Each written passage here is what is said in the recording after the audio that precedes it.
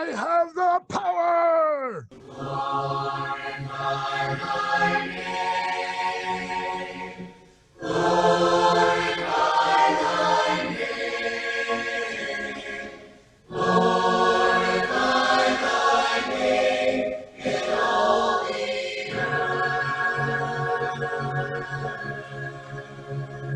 Hello, my name is Mike Gray, and welcome to another 5-minute message. And this week I want to talk about the power of words. And not just any words, but the words we use, our words. And we're going to look at it in the light of the book of James, chapter 3. The first thing James compares our words to is that of a horse, a big, strong, strapping horse that is a powerful animal. If it's not controlled, you can be injured by it. But we control that animal with a small little device called a bit. In James chapter 3, verse 2, it says, "For we all stumble in many ways. And if anyone does not stumble in what he says, he is a perfect man, able also to bridle his whole body. If we put bits in the mouths of horses so that they obey us, we guide their whole body as well." And what he's saying is, with something as small as a bit, we can control a horse. Well, if we can control a horse, we can also control our words.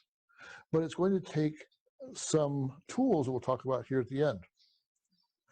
And those tools will help us to control our words. The next thing he compares our words to is the rudder of a boat.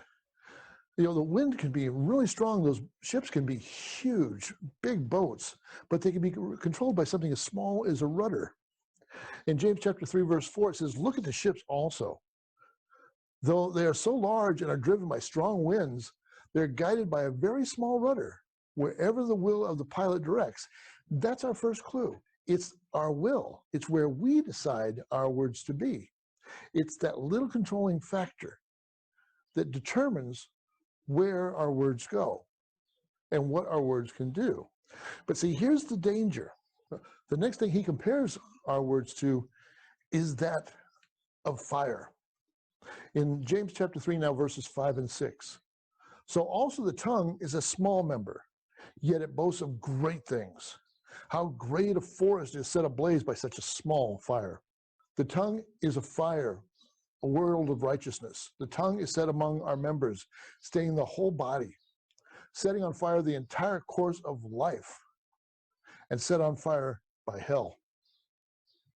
See, our tongue, if not properly controlled, can be extremely destructive.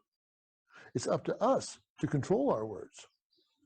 So how do we go about controlling those words? Well, he talks about it in James chapter 3, verses 17 and 18.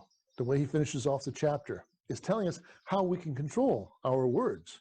It says, "But the wisdom from above is first pure, then peaceable, gentle, open to reason, full of mercy and good fruits, impartial and sincere.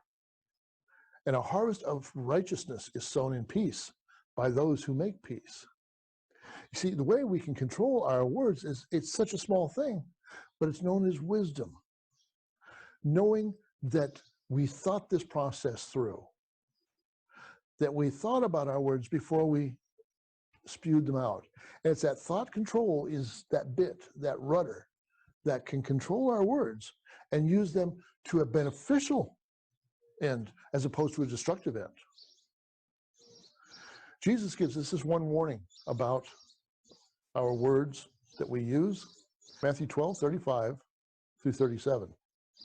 "The good person out of his good treasure brings forth good, and the evil person out of his evil treasure brings forth evil. I tell you, on the day of judgment, people will give account for every careless word they speak. For by your words you will be justified, and by your words you will be condemned." The words that we say will have a great impact on where we spend eternity, because it's a mirror of what's in our heart, the wisdom that we have in our heart, and whether we show that wisdom through our words or whether we let the words just run free and destroy everything around us.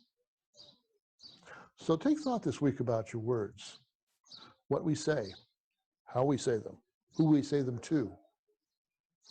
Are they words that are going to build up, or are they words that are going to tear down? Thank you for watching.